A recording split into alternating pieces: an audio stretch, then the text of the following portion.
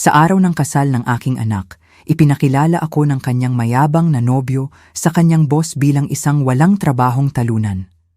Natahimik ang nobyo nang ngumiti ang kanyang boss, tinapik ako sa balikat at sinabing, "Ikinagagalak kitang makita, partner." Pagkatapos ay bumaling siya sa nobyo at sinabi sa nakakakilabot na tono, "Tinatanggal na kita sa trabaho." Hindi nakapagsalita ang nobyo sa sobrang gulat. Bago tayo magpatuloy, maligayang pagdating sa inyong lahat sa channel na Kwentong Lola Vault. Mangyaring mag-subscribe sa channel at isulat sa comments kung anong oras nasa inyo ngayon. Dinala kami ng waiter sa isang sulok na mesa sa Lakeview Grill at pinanood ko si Dante habang inaayos niya ang kanyang kurbata bago umupo. Nakangiti si Nena sa aming dalawa, ang kanyang engagement ring ay kumikislap sa ilalim ng malambot na ilaw ng restoran.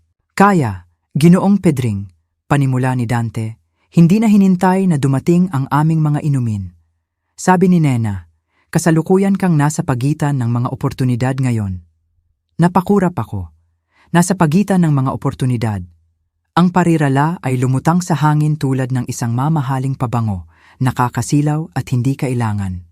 "Retirado na ako," simpleng sagot ko habang binubuklad ang aking serbito. Lumapad ang ngiti ni Dante, iyong klase ng ngiti na hindi umaabot sa kanyang mga mata. Syempre. Bueno, nagtatrabaho ako sa Technova Innovations, ang nangungunang kumpanya ng AI solutions sa bansa. Ako ang senior manager ng corporate sales. Mukhang kahanga-hanga, pinanatili kong neutral ang aking boses. "Gaano ka nakatagal doon?" 3 taon na! Napataas ko ang benta ng aking departamento ng 40%. Sumandal si Dante, halatang naghihintay ng paghanga. "Saang larangan ka galing, Ginoong Pedring?" "Wala namang espesyal, negosyo lang." Marahang hinawakan ni Nena ang braso ni Dante. Nagpapakumbaba lang si tatay, lagi niyang sinasabi iyan. Tumango si Dante na parang may alam. "Naiintindihan ko, ang mahalaga ay manatiling malusog sa iyong edad, hindi ba? Maging abala sa mga libangan." Bahagyang humigpit ang hawak ko sa baso ng tubig.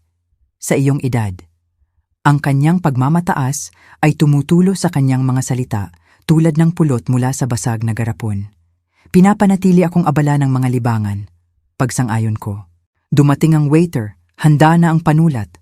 Umorder si Dante ng pan-seared salmon na may truffle risotto. Pinili naman ni Nena ang herb-crusted chicken. Saglit akong tumingin sa menu. "Kukuha ako ng soup at sandwich combo, pakiusap." Bahagyang tumaas ang kilay ni Dante. "Ang soup special? Tay, sigurado ka ba? Dapat selebrasyon ito." Namula ang mga pisngi ni Nena. "Dante, ayos lang yan. Gusto ni tatay ang simpleng pagkain." Siyempre. Ikinaway ni Dante ang kanyang kamay na parang nagpapawalang bahala. Iba-iba ang budget ng bawat tao. Naiintindihan ko naman. Ang salitang budget ay lumapag na parang sampal. Naiintindihan daw niya? Ang 34 anyos na middle manager na ito ay inintindi ang aking pinansyal na sitwasyon base sa order na sopas. "Sabihin mo sa akin ang tungkol sa Technova," sabi ko.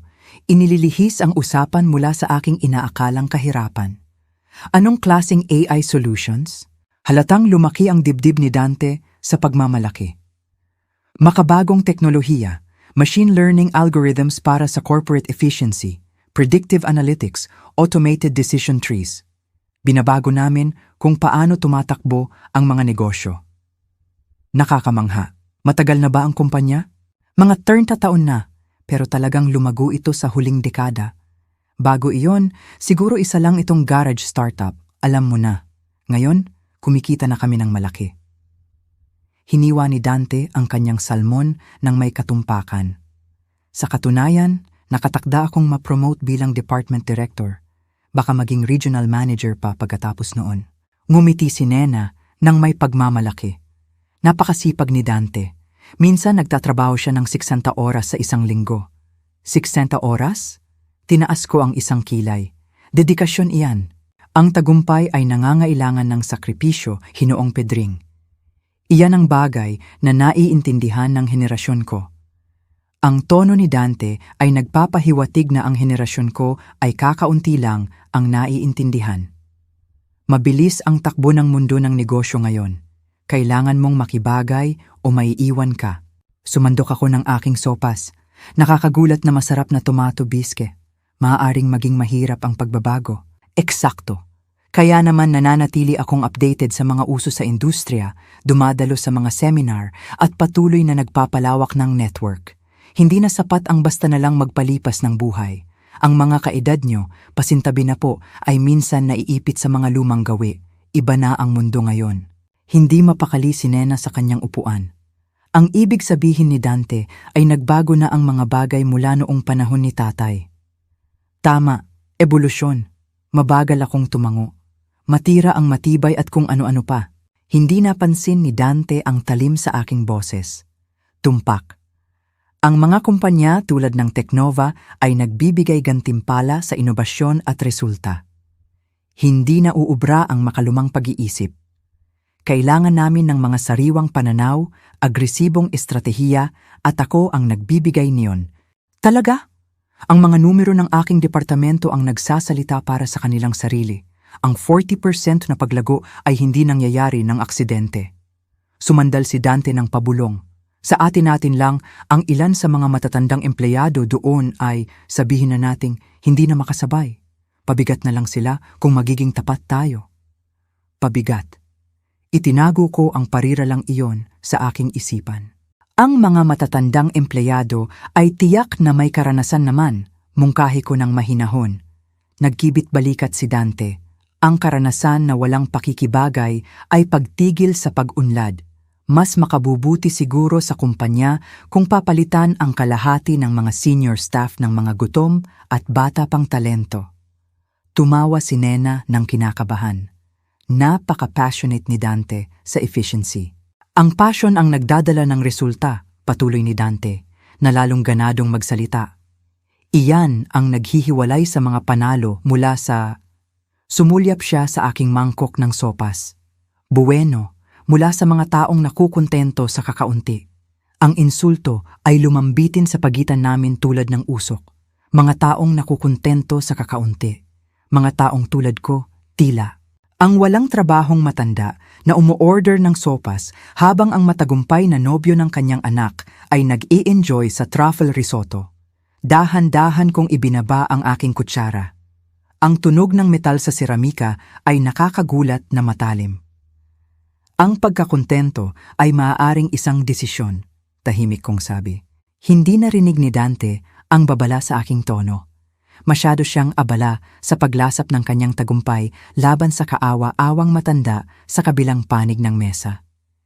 Pinunasan ni Dante ang kanyang bibig gamit ang serbito, halatang masigla dahil sa inaakala niyang pagsuko ko.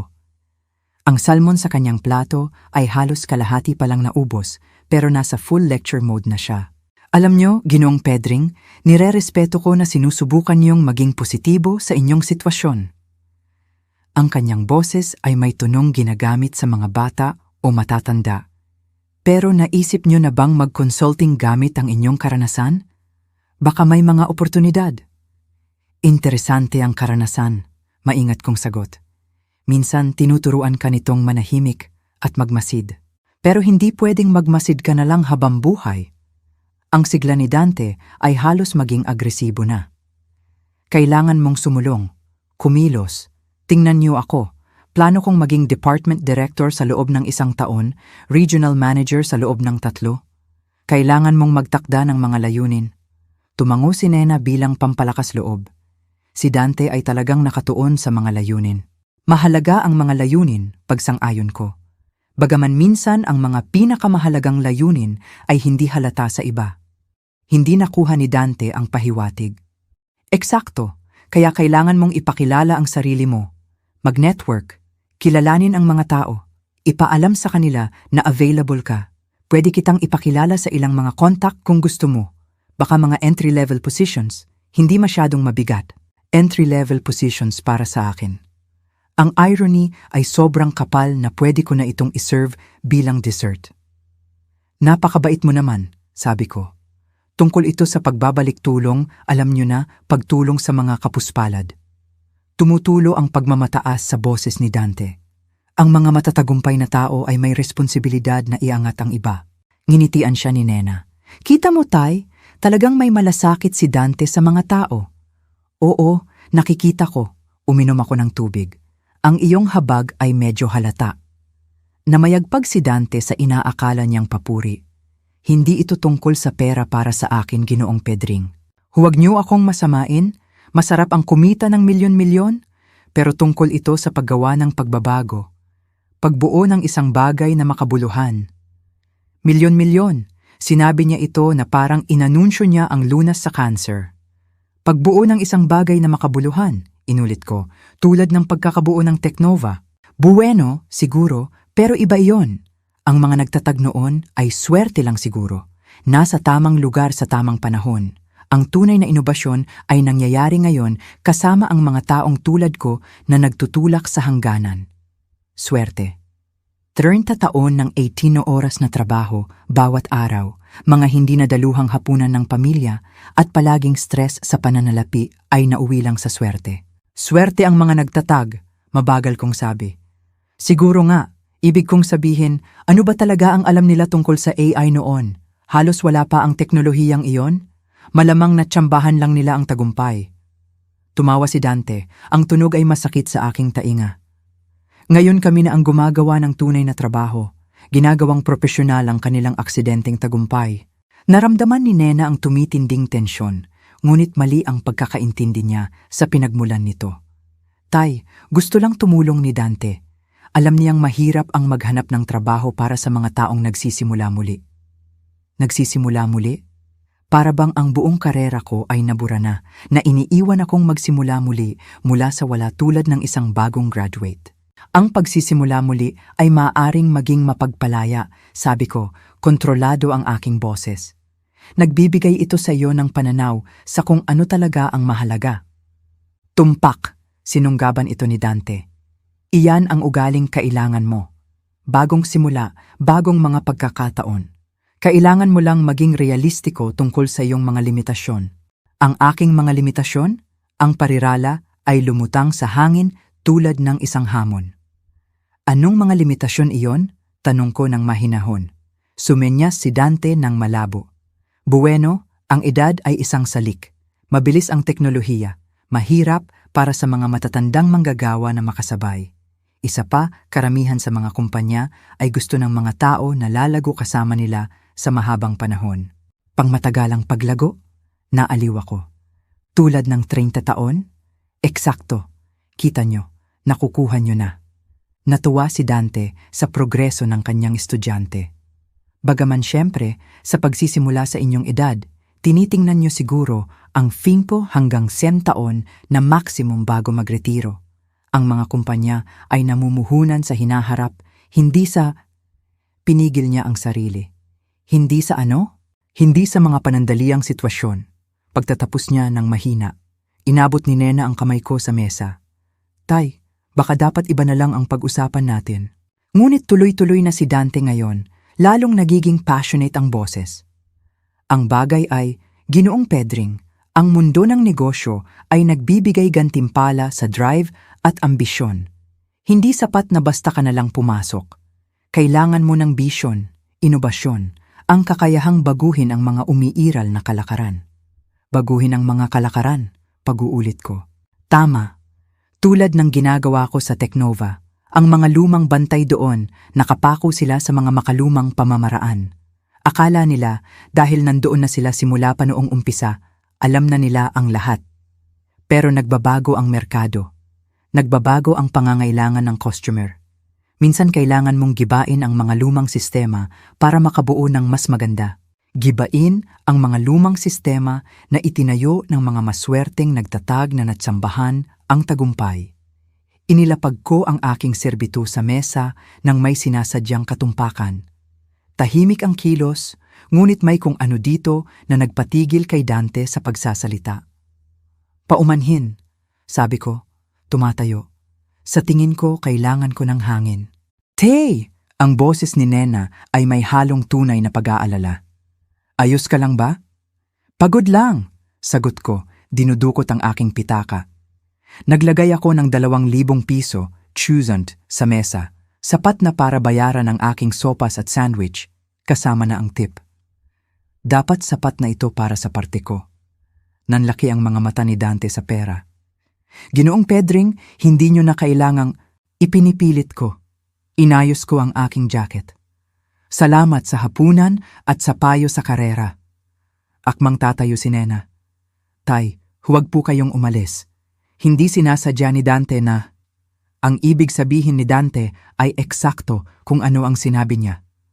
Tumingin ako ng diretsyo sa nobyo ng aking anak at narinig ko ang bawat salita. Ang biyahe mula sa sentro ng Makati pauwi sa aking bahay sa Laguna ay nagbigay sa akin ng 45 minuto upang iproseso ang nangyari. Ang mga salita ni Dante ay umalingaw-ngaw sa aking isipan sa bawat kilometro. Maswerteng mga nagtatag, pabigat, nagsisimula muli sa iyong edad.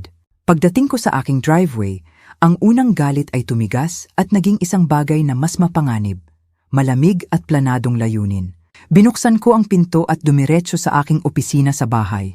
Ang kwartong ito ang aking santuwaryo, maingat na inayos para isalaysay ang tunay na kwento ng aking buhay, ang kwentong walang kaalam-alam si Dante.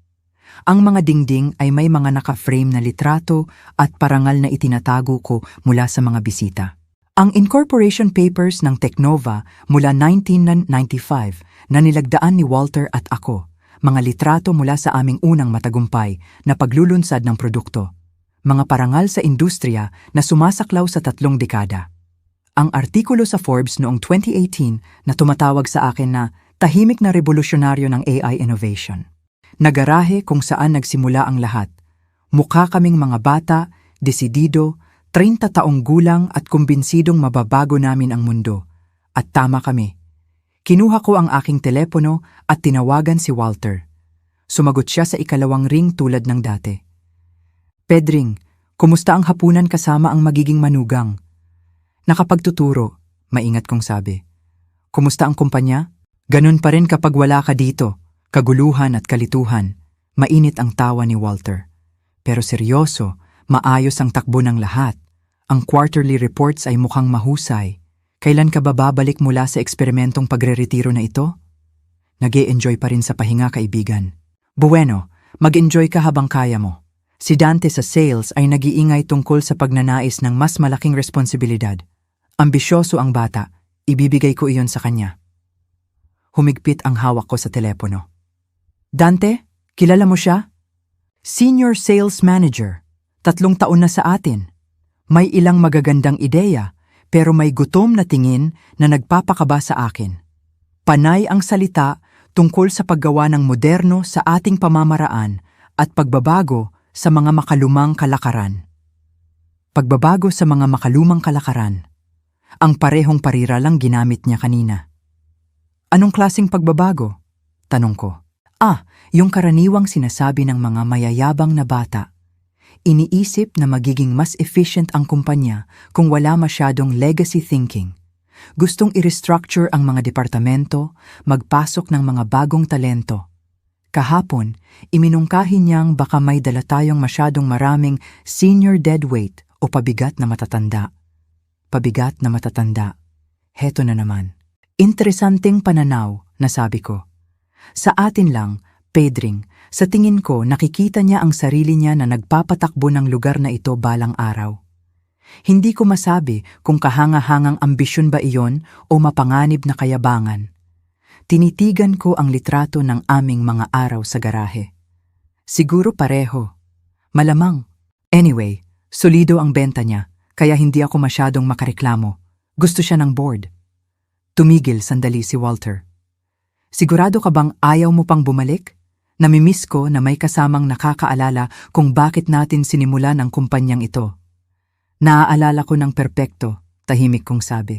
Iyan mismo kung bakit lumalayo muna ako ng kaunti pa. Pagkababa ng telepono, binuksan ko ang aking laptop at tiningnan ang pinakabagong financial statements ng Technova.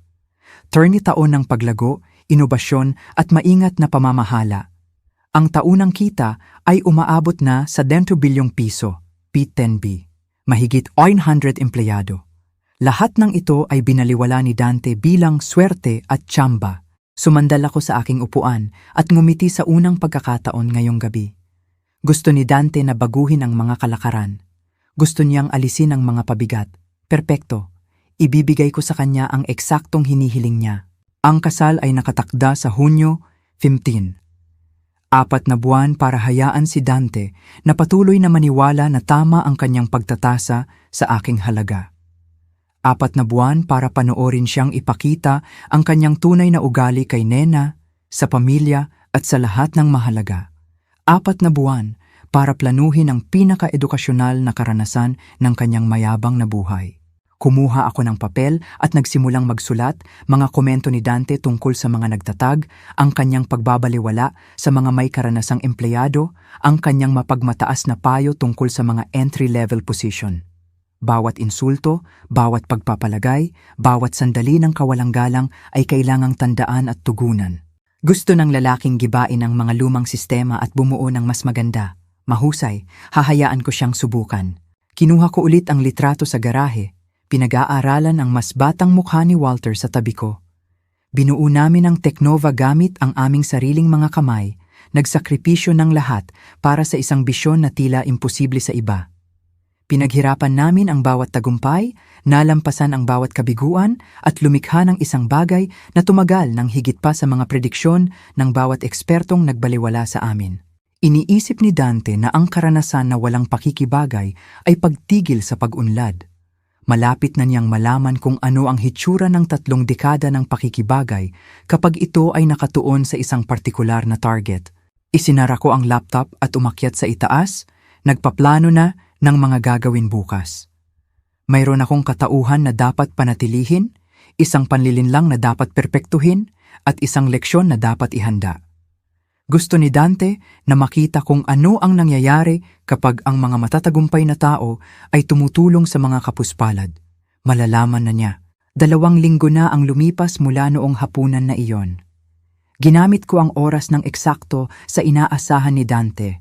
Nagbabasa ng dyaryo sa aking beranda, nag-aalaga ng aking maliit na hardin, ginagampanan ang papel ng retiradong walang ginagawa ng perpekto. Nang marinig ko ang kotse na pumasok sa aking driveway noong Martes ng hapon, handa na ako. Mula sa bintana ng sala, pinanood ko si Dante na lumabas sa kanyang BMW, inaayos ang kanyang mamahaling suit jacket. Masiglang umakyat si Nena sa aking hagdanan, hawak ang mga imbitasyon sa kasal. "Tay!" Halos pasabog siyang pumasok sa pinto. "May ipapakita kaming maganda sa'yo." Sumunod si Dante ng mas mabagal, ang kanyang mga mata ay sinusuri na ang aking simpleng tahanan ng may pamilyar na ekspresyon ng magalang na pagkadismaya. Ang mga muebles ay komportable pero hindi mahal. Ang mga dekorasyon ay disente pero hindi agaw pansin, perpekto para sa aking maingat na binuong imahe. Ginoong Pedring. Ang pakikipagkamay ni Dante ay matatag pero mabilis. Sana hindi namin naaabala ang iyong mga aktibidad sa hapon. Mga aktibidad sa hapon. Para bang ginugugol ko ang aking mga araw sa panonood ng telebisyon at pag-idlip. Hindi naman, masaya kong sagot. Anong sadya nyo? Inilabas ni Nena ang isang eleganteng sobre na malamang ay mas mahal pa sa budget ko sa pagkain sa isang buwan. Ang opisyal na imbitasyon sa kasal. Ikaw ang unang makakakita nito. Binuksan ko ito ng maingat, hinahangaan ang calligraphy at ang kapal ng papel. Napakaganda nito, anak. June 15th, Manila Hotel. Napaka-elegante. Si Dante ang pumili ng venue, pagmamalaki ni Nena. Diyan ginaganap ang lahat ng mahahalagang event ng Teknova. Bahagyang lumaki ang dibdib ni Dante. Mahalaga ang lokasyon para sa mga ganitong okasyon. Dadalo ang boss ko kasama ang ilang board members. Gusto ko ng lugar na nagpapakita ng... Sumenyas siya ng malabo sa aking sala, propesyonal na pamantayan. Mukhang kahanga-hanga, sabi ko, inilalapag ang imbitasyon sa mesa. Dapat siguro simulan ko ng isipin kung ano ang isusuot ko. Ito na ang pagkakataon ni Dante at sinunggaban niya ito ng may sigla. Sa katunayan, Ginoong Pedring, iyan ang gusto kong pag-usapan. Ang tono niya ay nagbago sa inaakala niyang mataktikang pag-aalala. Dadalo ang boss ko sa kasal, si Ginoong Walter. Napaka-impluensyal na tao sa aming industriya. Marahil dapat kayong magdamit ng, paano ko ba sasabihin ito? Mas presentable kaysa sa karaniwan. Binigyan siya ni Nena ng babalang tingin.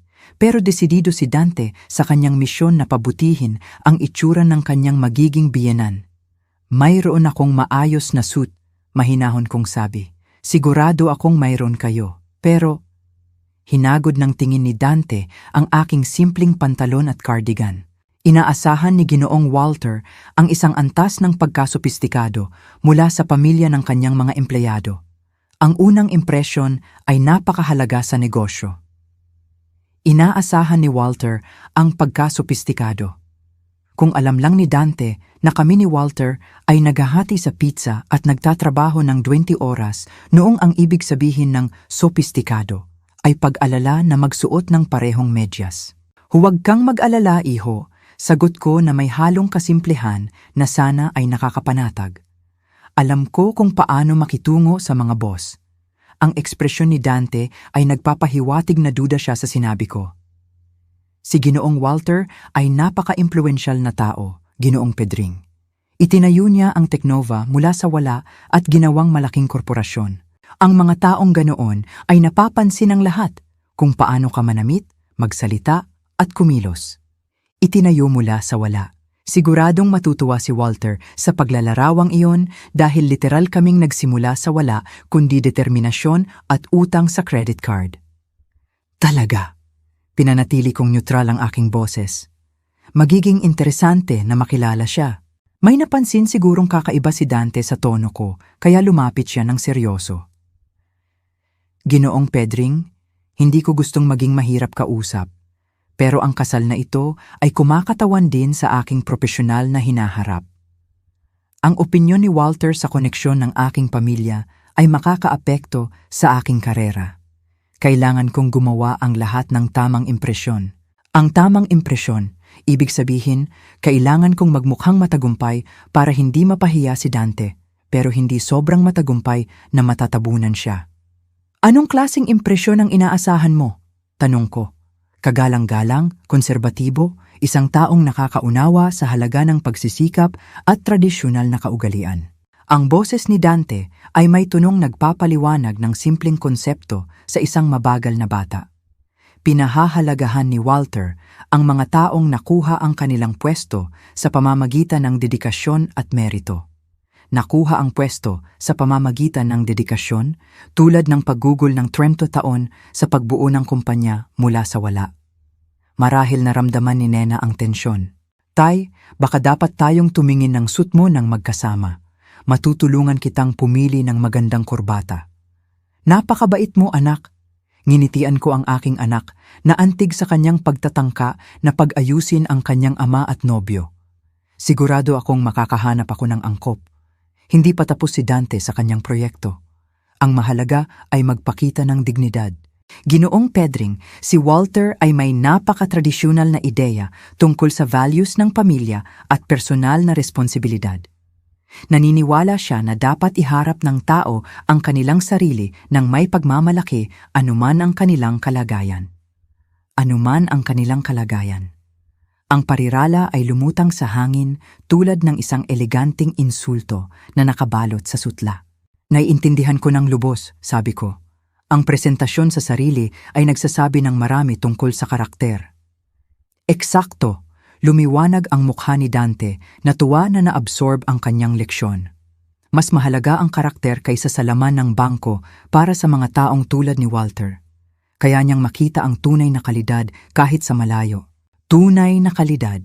Siguradong kaya itong makita ni Walter. 30 taon na naming nakikita iyon sa isa't isa. Niyaya ako ni Nena sa hardin, sinasabing gusto niyang ipakita kay Dante ang aking mga tanim na kamatis. Dinala ako ni Nena sa sliding glass door papunta sa aking maliit na hardin sa likod. Iniwan si Dante sa loob na pinag-aaralan ang seating chart ng kasal na sadyang iniwan ni Nena sa mesa. Tay. Ang boses ni Nena ay may bigat na hindi ko narinig simula noong siya ay 16 anyos at nagpapaliwanag kung bakit niya hiniram ang kotse ko nang walang paalam. Anong plano mo? Umupo ako sa kahoy na bangko na ginawa ko noong nakaraang tag-araw. Sinenyasan siyang samahan ako. Plano? Sinusubukan lang na maging mabuting host sa aking magiging manugang. Huwag ako. Umupo si Nena, pero humarap siya ng diretso sa akin. Kilala kita buong buhay ko. May binabalak ka at kasama dito si Dante at kailangan kong malaman kung ano ito. Mula sa salamin, nakita ko si Dante na nakayuko sa seating charts. Malamang kinakalkula ang pinakamagandang pwesto malapit sa mesa ni Walter. Sobrang perpekto ng irony. Anak, minsan kailangan ng mga tao ng panahon para ipakita ang kanilang tunay na ugali. Anong ibig sabihin niyan? Tumalim ang boses ni Nena sa inis. Bakit hindi mo sabihin kay Dante ang totoo tungkol sa Teknova? Bakit mo siya hinahayaang isipin na isa kang walang trabahong matanda na kailangan ng payo sa karera? Ayun na. Ang anak ko ay mas matalas ang pakiramdam kaysa sa ibinibigay na kredito ni Dante sa kanya. Alam mo ang tungkol sa Teknova? Maingat kong tanong. Lagi kong alam, Tay. Siguro hindi ang mga detalye, pero alam kong hindi ka lang basta nagtrabaho doon. Tumulong ka sa pagbuo nito, yung mga litrato sa opisina mo, yung mga parangal na akala mo hindi ko napapansin. Kung paano magsalita si Walter tungkol sa'yo kapag tumatawag siya. Nangingilid ang luha sa mga mata ni Nena. Bakit ka nagsisinungaling sa lalaking papakasalan ko? Inabot ko at hinawakan ang kanyang kamay. Ang kanyang engagement ring ay tinamaan ng sikat ng araw, nagsabog ng maliliit na bahaghari sa lupa. Hindi ako nagsisinungaling, Nena. Hindi lang ako nagkukusa ng impormasyon. Pareho lang iyon, di ba? Pinisil ko ang kanyang mga daliri ng marahan. Nagtanong ba si Dante tungkol sa background ko? Talaga bang nagtanong siya nang may tunay na kuryosidad tungkol sa kung sino ako bilang tao? Bumuka ang bibig ni Nena para makipagtalo, tapos isinara niya ito. Pareho naming alam na gumawa si Dante ng mga palagay base sa aking itsura at kasalukuyang pamumuhay, hindi nag-abalang magtanong ng mas malalim. Pero hindi ito patas. Nabasag ng bahagya ang boses ni Nena. Hindi niya alam na sinusubok siya. Hindi patas ang buhay, anak. Hinuhusgahan ng mga tao ang isa't isa araw-araw base sa panlabas na impresyon. Ang tanong ay, anong klaseng tao si Dante kapag iniisip niyang siya ang nakakaangat? Sa kabila ng salamin, naglalakad-lakad na si Dante habang may kausap sa telepono. Malamang nag-u-update sa isang tao tungkol sa pagdalo ng kanyang boss sa kasal. Ang kanyang mga kilos ay animated, puno ng sarili. Nakita mo kung paano niya ako trinato sa hapunan. Patuloy ko ng mahina. Ang pagmamataas, ang mga payong hindi ko hinihingi, ang basta-bastang pagbabaliwala sa sinumang inaakala niyang hindi matagumpay. Iyan ba ang lalaking gusto mong makasama habang buhay?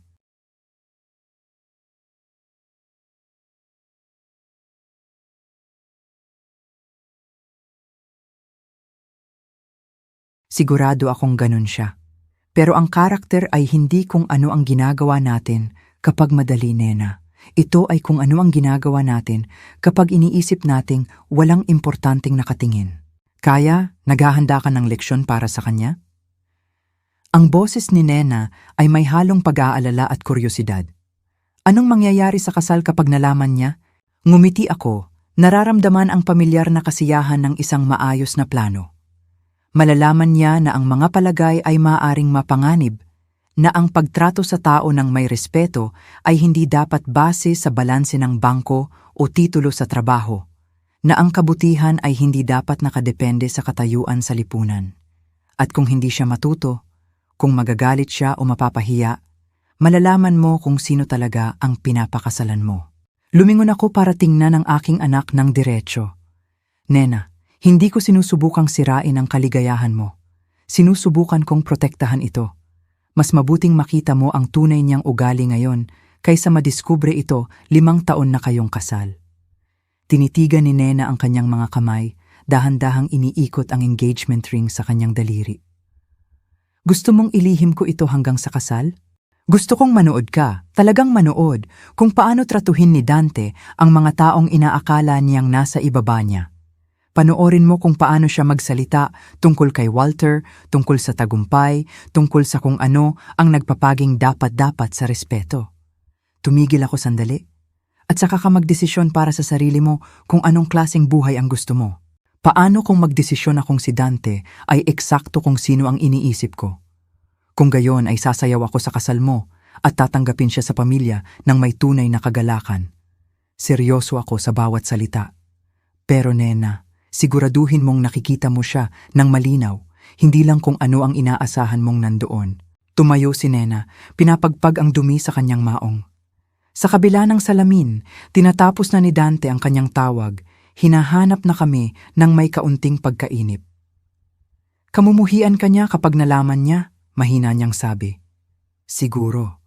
Ang tanong ay, kamumuhian ba niya ang sarili niya sa kung paano niya ako trinato? Tiningnan ako ni Nena ng matagal, nakikipagbuno sa katapatan at kawalan ng katiyakan. Sa huli, dahan-dahan siyang tumango. Sige tay, iilihim ko ito, pero ipangako mong hindi mo ito ginagawa para lang sa paghihiganti. Ipinapangako ko, anak, lahat ng ginagawa ko ay dahil mahal kita. Lumitaw si Dante sa sliding door, tinatapik ang kanyang relo. Nena, kailangan na nating umalis. May conference call ako sa West Coast team sa loob ng 1 oras. Parating na? Sagot ni Nena, tapos tumingin sa akin ng isa pang beses. Maging banayad ka lang sa kanya, okay? Kung anuman ang binabalak mo. Tumayo ako at hinalikan siya sa noo. Ang mga banayad na leksyon ay bihirang tumatak. Ang mga buwan sa pagitan ng Marso at Hunyo ay lumipas sa isang maingat na planadong sayaw ng paghahanda. Habang nagpapatuloy si Dante sa kanyang mapang-uyam na pangungumusta at pinanatili ni Nena ang aming kasunduang manahimik, inayos ko ang bawat detalye ng pinaka-edukasyonal na regalo sa kasal sa buhay ni Dante. 3 araw bago ang kasal, tumayo ako sa Armando's Custom Tailoring sa Makati. Pinag-aaralan ang sarili ko sa salamin. Ang charcoal gray na suit ay perpekto ang tabas, pero sadyang simple, sapat na mahal para mag-utos ng respeto, sapat na konserbatibo para maiwasan ang hinala. Perpekto ang fit, Ginoong Pedring, sabi ni Armando, inaayos ang balikat ng jacket ng may katumpakan. Ang suit na ito ay magpapatingkad sa iyong dignidad nang hindi sumisigaw ng presyo. Iyan mismo ang punto, sagot ko. Ang mahalaga ay sinasabi nito ang tamang mga bagay nang walang salita. 2 araw bago ang kasal, binisita ko ang isang kilalang jewelry store sa BGC. Ang sales associate, isang matalas na babae na nasa 40s, ay naglatag ng ilang pagpipilian sa itim na velvet. Ang mga Teknova logo cufflinks na ito ay talagang kapansin-pansin, sabi niya. Hawak ang isang pares ng platinum na piraso na may natatanging diamond chip na T ng kumpanya. Custom ordered, ipinapalagay ko. Isang maliit na commemorative piece, sabi ko, ikinakabit ang mga ito sa aking manggas. Kumislap ang mga ito sa ilaw ng tindahan, banayad na sapat para magmukhang simple, natatangi na sapat para makilala agad ni Walter. Mahusay na pagpili. Nagpapahiwatig sila ng tagumpay ng walang pagyayabang. 1 araw bago ang kasal, nakipagkita ako kay Jonathan, ang aking private banker. Ang kanyang opisina ay may tanawin ng Manila Bay. Napakalaking halaga para sa isang regalo sa kasal. Itinaas ni Jonathan ang kanyang kilay habang tinatapos ang mga dokumento. Sigurado ka ba sa halagang ito, Pedring? Ito ay napaka-espesyal na okasyon, sagot ko, nilalagdaan ang autorisasyon. Nararapat sa aking anak ang pinakamagandang regalo sa kasal na posible. Ang 3 milyong piso ay tiyak na mapagbigay kahit sa iyong pamantayan. Mabilis na pinroseso ni Jonathan ang papeles. Cash o manager's check? Manager's check. Gusto kong malinaw na nakikita ang halaga kapag inabot ito. Nang gabing iyon, naglakad ako sa tabing dagat, ang aking karaniwang ruta para sa seryosong pag-iisip. Ang tubig ay umaabot hanggang sa abot tanaw. Ang rehearsal dinner bukas ay magsisimula ng huling yugto ng edukasyon ni Dante. Inisip ko ang magiging reaksyon ni Walter kapag nakita niya ang Teknova cufflinks. Si Walter mismo ang nagmungkahi ng mga cufflinks na yon bilang regalo ng kumpanya 3 taon na ang nakakaraan. Maaalala niya agad ang mga ito. Ang sandali ng pagkilala ay magiging sulit sa 30 taon ng pasensya. Ginugol ni Dante ang mga buwan sa paghahanda sa kanyang boss para sa kasal ng isang masipag na empleyado sa anak ng isang malas na matanda. Darating si Walter na umaasang makipag-usap ng magalang sa malas na ama ng nobya, marahil mag-alok ng ilang salita ng kawanggawa. Sa halip, madidiskubre niya ang kanyang co-founder na nakaupo sa mesa ng pamilya, Suot ang logo ng kanilang kumpanya at nagsusulat ng tseke na higit pa sa taunang sahod ni Dante. Tumigil ako sa paglalakad at tumingin sa abot tanaw. Payapa ang dagat ngayon. Bukas ay magdadala ng bagyo, pero minsan ang mga bagyo ay kailangan para luminis ang hangin. Nag-vibrate ang aking telepono sa isang text mula kay Nena. Rehearsal dinner bukas ng 6 p.m. Sobrang excited ni Dante na makilala mo si Walter. May oras pa para magbago ang isip mo, Tay. Nag-type ako pabalik. Inaabangan ko na ito, anak. Lahat ay mangyayari ng eksakto sa dapat mangyari. Natotoo naman, makukuha ni Dante ang eksaktong hinihiling niya, isang pagkakataon na ipakita ang kanyang tunay na karakter sa harap ng mga taong pinakamahalaga. Ipapakita niya ang kanyang mga pinahahalagahan, ang kanyang mga prioridad, ang kanyang definisyon ng halaga ng tao. Ang tanging pagkakaiba ay ang reaksyon ng mga manonood. Tumalikod ako at bumalik sa aking kotse. Nararamdaman ang kasiyahan ng isang plano na papalapit sa perpektong pagpapatupad. Bukas ng gabi, madidiskubre ni Dante na ang mga maling akala ay maaaring maging mahal. Sa linggo, matututunan niya na ang respeto ay hindi dapat nakadepende sa nakikitang katayuan sa lipunan. Ang lobby ng Manila Hotel ay kumikinang sa ilalim ng mga kristal na chandelier habang naglalakad ako papasok. 20 minuto kanina, nagmaneho ako mula sa Laguna na may kasiyahan ng isang manlalaro ng chess na naghahanda para sa checkmate. Bukas ay magdadala ng revelasyon, pero ang gabing ito ay nag-aalok ng huling pagkakataon na obserbahan ang karakter ni Dante. Ang rehearsal ay itinakda sa maliit na kapilya ng hotel. Nakatayo si Nena malapit sa altar, nagniningning sa kabila ng tensyon na nababasa ko sa kanyang mga balikat. Nahuli niya ang aking tingin at nag-alok ng isang kinakabahang ngiti, ang itsura ng isang taong nagtatago ng malaking sikreto. Lumabas si Dante mula sa isang grupo ng kanyang mga kasamahan sa Tecnova. Inaayos ang kanyang kurbata gamit ang kilos na kinasanayan ko nang makita. Umalingaw-ngaw ang kanyang boses sa kapilya nang makita ako. Lahat, gusto kong ipakilala ang ama ni Nena. Ang tono ni Dante ay may pamilyar na pagmamataas na pinalakas ng presensya ng kanyang propesyonal na madla. Ito si Porter Wood Ginoong Pedring, isang retirado na namumuhay ng simple sa Laguna. Namumuhay ng simple. Ang parirala ay lumutang sa hangin upang itatag ang hierarchy sa lipunan para sa kapakinabangan ng kanyang mga kasamahan. Ikinagagalak ko kayong makilala, Ginoong Pedring, sabi ng isang babaeng naka-blazer. Sabi ni Dante ay nag-e-enjoy kayo sa pagre-retiro. Sobra, sagot ko, kinakamayan siya. Bagaman ang pagre-retiro ay maaaring maging edukasyonal. Tumango ng magalang ang mga kasamahan ni Dante, ang kanilang interes ay nawawala na. Sa kanilang mundo, ang mga retirado ay background noise. Mabait naman, pero walang kaugnayan sa seryosong usapan. Si Tatay ay may simpleng panlasa, patuloy ni Dante, ang kanyang boses ay may sapat na lakas para marinig ng mga kalapit na bisita. Wala namang masama doon, syempre. Ibang henerasyon, ibang inaasahan.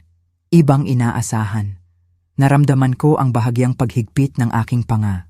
Dante, tahimik kong sabi, mag-ingat sa mga panghuhusga. Ang bukas ay maaaring magdala ng mga sorpresa. Tumawa siya, ang tunog ay may mas maraming kumpiyansa kaysa karunungan. Ginoong Pedring, hindi niyo ako kailangang sermonan tungkol sa mga tao. Propesyonal kong binabasa ang karakter. Mahalaga ito sa sales. Makikita natin. Ang dalawang salita ay nahulog sa pagitan namin. May kung ano sa tono ko na nagpatigil kay Dante, pero nanunood ang kanyang mga kasamahan at ang pag-atras ay makakasira sa kanyang imahe. Ang ibig kong sabihin, giit ni Dante, ang tagumpay ay nag-iiwan ng malinaw na indikasyon kung paano manamit ang tao, saan sila nakatira, anong sasakyan nila. Ang mga bagay na ito ay nagpapakita ng prioridad at kakayahan. Interesanteng teorya.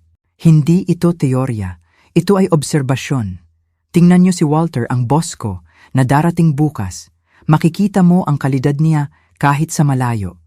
Iyan ay respetong pinaghirapan, hindi aksidente.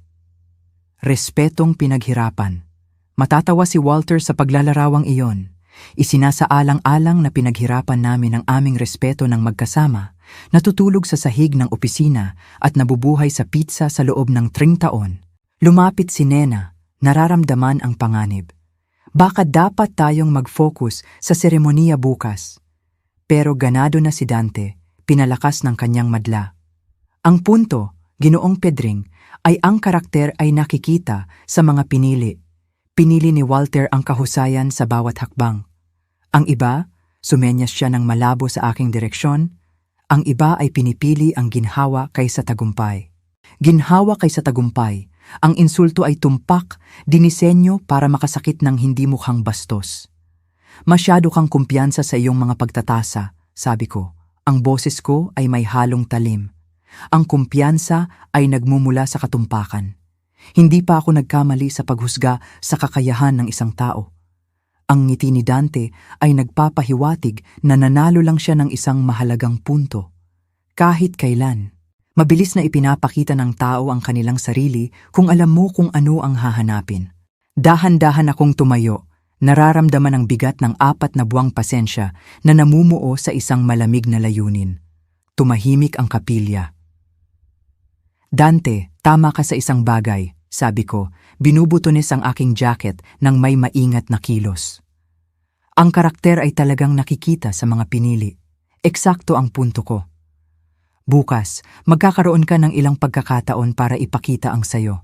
Bahagyang kumislap ang kumpiyansa ni Dante. Anong ibig sabihin niyan? Ang ibig sabihin, sabi ko, naglalakad papunta sa labasan, na ang mga maling akala ay maaaring maging mahal, lalo na kapag ginawa ang mga ito sa harap ng mga taong mahalaga. Ginoong Pedring, hindi ko gusto ang, "Magandang gabi, Dante." Tumigil ako sa pinto ng kapilya. I-enjoy mo ang iyong rehearsal. Ang bukas ay nangangakong magiging hindi malilimutan. Sinundan ako ni Nena. Tay, sandali. Magkita tayo bukas, anak. Lahat ay magiging eksakto sa dapat mangyari. Naglakad ako palabas ng hotel. Sa likod ko, naririnig ko ang boses ni Dante na bumabalik sa kanyang kumpiyansa. Malamang ipinapaliwanag ang aking pag-alis bilang ebidensya ng marupok na ego ng isang matanda. Hayaan siyang magsalita. Bukas ng umaga, ang parehong mga kasamahan ay masasaksihan ang pinaka-edukasyonal na karanasan sa propesyonal na buhay ni Dante. Naghintay ako sa aking madilim na kotse, sandali pagka-uwi, nakatitig sa aking simpleng bahay. 4 na buwan na ang nakakaraan, binaliwala ni Dante ang tahanang ito bilang ebidensya ng aking kabiguan. Bukas, malalaman niya na ang tagumpay ay hindi laging ipinapakita sa laki ng mansyon o tatak ng mamahaling kotse. Sa loob, binuksan ko ang laptop. Nagpadala ng email si Walter kanina. Inaabangan na makilala ang iyong magiging manugang bukas. Mukhang ambisyosong bata si Dante. Ambisyoso? Isang salita iyon para ilarawan siya. Nag-type ako pabalik. Bukas makikilala mo ang isang napaka-interesanting tao sa kasal, Walter. Dumating ang sagot niya sa loob ng ilang minuto. Sino naman iyon? Ang aking manugang. Sa tingin ko, marami kayong pag-uusapan tungkol sa karakter at professional development. Nakakaintriga. Dapat ba akong maghanda para sa anumang partikular? Maging ikaw lang, kaibigan. Sapat na ang iyong natural na karunungan. Isinara ko ang laptop. Mula sa drawer ng aking mesa, kinuha ko ang manager's check. 3 milyong piso na nakapangalan kay Nena at Dante. Ang halaga ay maingat na pinili, sapat na mapagbigay para magpakita ng malaking yaman, sapat na malaki para gulatin ang mga maling akala ni Dante tungkol sa aking simpleng pamumuhay. Inisip ko ang rehearsal ngayong gabi, ang kumpiyansadong deklarasyon ni Dante na hindi pa siya nagkamali ng husga. Ang kayabangan ay nakakamangha, pero perpekto ito. Ang kahihiyan bukas ay magiging kumpleto dahil ang kanyang kumpiyansa ay napakatibay. Nag-vibrate ang telepono ko. Text mula kay Nena.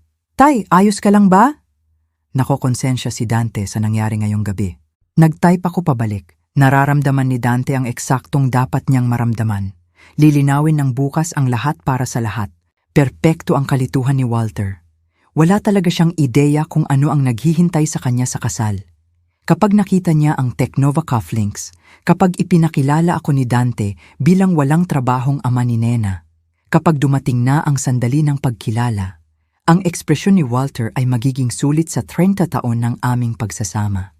Natulog ako ng mahimbing, puno ng mga panaginip ng hustisya na sa wakas ay maibibigay. Ang umaga ng Hunyo 15 ay sumikat ng maliwanag. Nagbihis ako ng may maingat na atensyon, ikinakabit ang Teknova cufflinks ng may partikular na kasiyahan. Ngayon, ang maliliit na platinum na simbolong ito ay magsasalita ng mas malakas kaysa sa anumang salita. Ang Manila Hotel ay puno ng aktibidad nang dumating ako ng tanghali. Nasa bridal suite si Nena. Pumunta ako sa maliit na kapilya kung saan nagsisimula nang magtipon ang mga bisita. Nakatayo si Walter malapit sa harap, kagalang-galang sa kanyang navy suit, tinitingnan ng mga tao. Nakita niya ako at tumango ng magalang, isang estranghero na bumabati sa isa pang estranghero sa kasal ng isang kakilala. Lumabas si Dante, nagniningning sa kanyang pormal na kasuotan. Ginoong Pedring, lumapit si Dante ng may pilit na saya. Mabuti at nagdesisyon kang pumunta pagkatapos ng ating talakayan kagabi. Hindi ko ito palalampasin, sagot ko. Nangangako itong magiging hindi malilimutan. Nagsimula ang musika at kinuha ko ang aking pwesto. Lumitaw si Nena, napakaganda. Ikinawit niya ang kanyang braso sa akin. Napakaganda mo anak, bulong ko. Naglakad kami sa aisle. Nakatayo si Dante sa altar, nakatingin kay Nena nang may tunay na pagmamahal na nagpaalala sa akin kung bakit siya minahal ng anak ko. Nanood si Walter mula sa front row seat. Naganap ang seremonya ng may tradisyonal na dignidad. Nagpalitan ng mga sumpaan sina Dante at Nena. Nakita kong naantig ako sa kanilang deklarasyon ng pag-ibig kahit na inaabangan ko ang edukasyon na susunod. Idineklara silang mag-asawa. Pumalakpak ang kapilya. Sa reception, ang banquet hall ay kumikinang. Ang mga bisita ay may hawak na champagne glasses. Pumwesto ako malapit sa bar, pinapanood si Dante na nakikipag-usap sa mga tao ng may sigla. Nakatayo si Walter malapit sa bintana na may tanawin ng Manila Bay. Lumapit si Dante kay Walter nang may kalkuladong kumpiyansa. Nakakawit ang kamay ni Nena sa kanyang braso. Ito na ang kanyang sandali. Ginong Walter. Ang boses ni Dante ay umabot sa akin. Gusto kong ipakilala ang aking asawa, si Nena, at ang kanyang ama. Lumapit ako. Humarap si Walter ng may magalang na interes. Congratulations, iha. Lagi kang kinukwento ni Dante. Salamat po, Ginoong Walter. Bumaling si Dante sa akin ng may kaswal na pagmamaliit. At ito ang aking biyenan, si Porter Wood, Ginoong Pedring. Nagbago ang tono ni Dante, nagdadala ng sapat na pagbabaliwala. Siya ay isang retiradong walang trabaho, namumuhay ng simple sa Laguna. Ang mga salita ay lumutang sa hangin. Ilan sa mga kasamahan ni Dante ay lumapit. Dahan-dahang lumingon si Walter sa akin. Ang kanyang mga mata ay dumapo sa aking mukha, pagkatapos ay bumaba agad sa aking cufflinks. Ang Teknova logo ay tinamaan ng ilaw ng chandelier. Platinum at diamante na bumabaybay sa 30 taon ng pagsasama. Pedring? Ang boses ni Walter ay may halong tunay na gulat. Pedring Wood? Napakurap si Dante, hindi inaasahan ang antas ng pagkilala. Kilala niyo siya? Kilala siya? Tumaas ang boses ni Walter. Pedring, anong ginagawa mo dito? Dumadalo sa kasal ng anak ko. Kalmado kong sagot. Inaabot ang aking kamay. Mabuti at nakita kita, Walter. Ang mukha ni Dante ay nagpalit-palit sa kalituhan, hinala at lumalaking takot. Ginoong Walter, baka may pagkakamali. Ito ay tatay lang ni Nena. Wala siyang trabaho. Tinitigan ni Walter si Dante na parang inanunsyo nito na magiging clown siya. Walang trabaho? Dante, ito si Porter Pedring Wood, co-founder ng Teknova Innovations, ang business partner ko sa loob ng 30 taon. Ang mga salita ay tumama kay Dante tulad ng pisikal na suntok. Pinanood ko ang kanyang mukha na nagbago mula sa kumpiyansa patungo sa horror. Tumigil ang mga usapan sa paligid. Partner? Nabasag ang boses ni Dante. Imposible iyan. Siya ay... Siya ay ano? Ang tono ni Walter ay hindi na pala kaibigan. Siya lang naman ang taong nagtayo ng ating kumpanya mula sa wala. Siya lang ang henyo na lumikha ng kalahati ng ating mga teknolohiya. Siya lang ang pinakamatalik kong kaibigan at kasamahan sa negosyo. Bumaling si Dante sa akin, namumutla. Ikaw? Ikaw talaga ang co-founder ng Teknova? Kinukumpirma ko, tahimik kong sabi. Ang kumpanya kung saan ginugol mo ang 3 taon sa pagpapaliwanag sa akin kung paano talaga gumagana ang negosyo. Ang executive instincts ni Walter ay gumana na. Dante, ano ba eksakto ang sinasabi mo sa business partner ko? Bumuka ang bibig ni Dante nang walang tunog. Ang kanyang mga kasamahan ay nakasaksi sa pinakaspektakular na pagbagsak ng karera sa kasaysayan ng Teknova. Hindi ko alam, bulong ni Dante. Hindi niya sinabi sa akin. Hindi niya sinabi na nagtatrabaho siya sa Teknova, giit ni Dante. Nagtatrabaho sa? Tumaas ang kilay ni Walter. Dante, hindi nagtatrabaho si Pedring sa Teknova, si Pedring ang Teknova. Mapapaliwanag ko ang lahat, desperadong sabi ni Dante. May hindi pagkakaunawaan. Ang tanging hindi pagkakaunawaan, sabi ni Walter na may talim, ay kung paano ang aking senior sales manager ay kayang tratuhin ang aking business partner na parang charity case sa loob ng 4 na buwan nang walang nagsasabi sa akin. Lumapit si Nena para protektahan si Dante. Ginoong Walter, hindi po talaga alam ni Dante. Hindi na dapat kailangan pang banggitin iyon ng tatay mo, sagot ni Walter. Ang basic human respect ay hindi dapat nakadepende sa titulo sa trabaho o balanse sa bangko. Nagpapanik na si Dante. Ang bagay ay, Ginoong Walter, lagi akong may respeto sa tao. Lagi. Sinusubukan ko lang tumulong, magbigay ng gabay. Alam niyo na, payo sa karera. Payo sa karera? Ang boses ni Walter ay kayang magpayelo ng champagne. Nagbigay ka ng payo sa karera sa taong lumikha ng trabaho mo? Hindi na nagkukunwaring may ibang pinag-uusapan ang mga bisita. Dante, patuloy ni Walter. Ipaliwanag mo sa akin kung paano nagpapakita ng respeto ang pagtawag sa business partner ko na walang trabaho, pabigat. Nanlaki ang mata ni Dante. Hindi ko sinabi iyon. Sa Lunes ng umaga, ang boses ni Walter ay parang patalim. Pwede mong ipaliwanag ang definisyon mo ng respeto sa human resources. Pwede ka na ring magsimulang maghanap ng bagong trabaho. Huwag po. Tuluyan nang nasira ang composure ni Dante. Ginoong Walter, parang awa niyo na. Kasal ko ngayon. Nagkamali ako pero maayos ko ito. Ang pagkakamali, malamig na sagot ni Walter, ay sa akin. Dahil nag-promote ako ng taong humuhusga sa tao base sa itsura kaysa sa karakter. Ang reception ay naging kwento ng babala. Ginoong Pedring, parang awa niyo na. Nanginginig ang boses ni Dante sa tunay na takot. Alam kong nagkamali ako, pero kaya kong matuto. Kaya kong magbago, wag niyo po siyang hayaang sirain ang karera ko. Ang sandali ay lumambitin sa pagitan namin. Walter, tahimik kong sabi. Sandali. Tumaas ang kilay ni Walter pero nanatiling tahimik.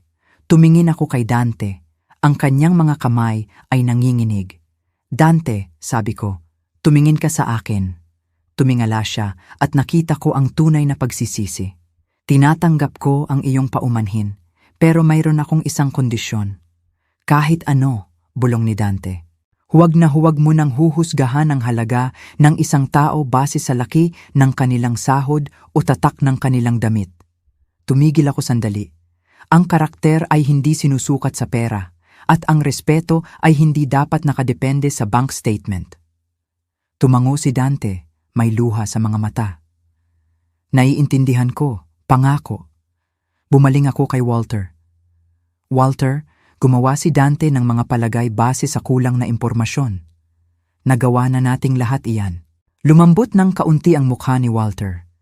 Hinihiling mo ba sa akin na palampasin ang 4 na buwan ng kawalang galang? Hinihiling ko na isaalang-alang mo na minsan ang pinakamagandang leksyon ay nagmumula sa awa kaysa parusa. Ipinatong ko ang kamay ko sa balikat ni Dante. Maganda ang record ni Dante sa kumpanya.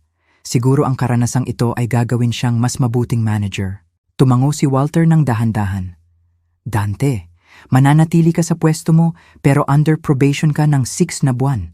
Konting pahiwatig lang ng ugaling inilarawan ni Pedring at sibak ka na. Naiintindihan? Opo, sagot ni Dante. Salamat po, Ginoong Walter. Salamat po sa inyong dalawa. Inabot ko ang kamay ko kay Dante at kinamayan niya ito ng mahigpit. Welcome sa pamilya, iho, tahimik kong sabi. Subukan mong alalahanin na lahat ay nararapat sa respeto hanggang sa patunayan nilang hindi. Gagawin ko, pangako ni Dante. Niyakap kami ni Nena pareho. Tinapik ako ni Walter sa balikat. 3 taon at nagugulat mo pa rin ako, partner. Ang pagre-retiro ay nagpapanatili sa buhay na maging interesante, sagot ko. Muling tumugtog ang musika, itinaas ang mga baso ng champagne. Natutunan ni Dante na minsan ang pinakamahalagang leksyon ay dumarating sa hindi inaasahang paraan. Habang nagpapatuloy ang reception, pinanood ko si Dante, napapansin ang pagbabago sa kanyang kilos. Ang kayabangan ay napalitan ng kababaang loob. Minsan, ang hustisya na may halong karunungan ay mas matamis kaysa paghihiganti. Kung nagustuhan nyo ang kwentong ito, please like this video, mag-subscribe sa channel at ibahagi ang inyong mga impression sa kwentong ito sa comments. Para mapakinggan ang susunod na kwento, i-click ang box sa kaliwa. Salamat sa panonood.